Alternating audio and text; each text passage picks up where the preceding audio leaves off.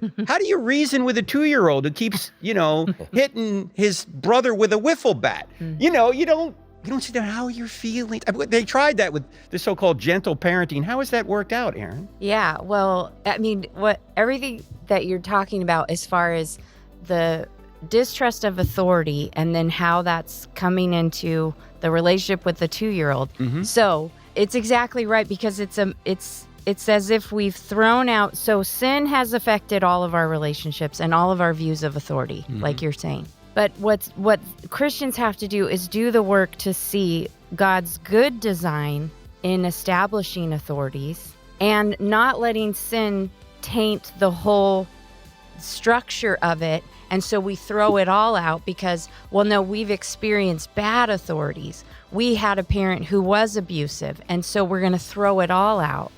And so and this is where, if you have a strong view of, no, the Bible does seem to be the words of God, it seems like we can really trust that, then you can do the work to see, oh, it is actually good that first God's the authority, but it's good that God puts children under their parents' authority. Even though parents aren't going to do it perfectly, the child's not going to do it perfectly either. And so, yeah, the idea of reasoning with a 2-year-old comes from the idea that the 2-year-old's basically good. Actually, a big, huge influencer in parenting right now is a clinical psychologist called Dr. Becky. And her book is called Good Inside.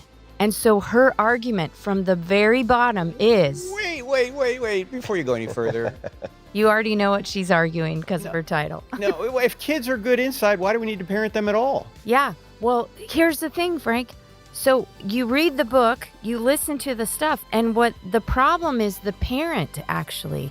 It's not the child. So she's arguing this actually really old argument that humans are basically good.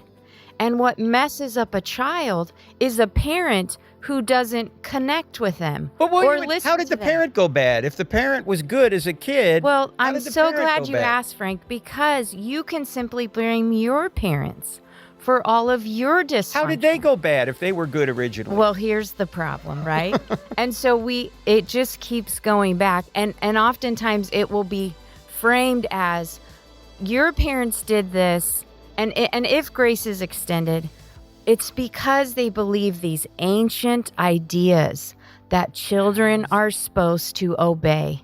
And they go directly, they aim their arrows directly at God's design.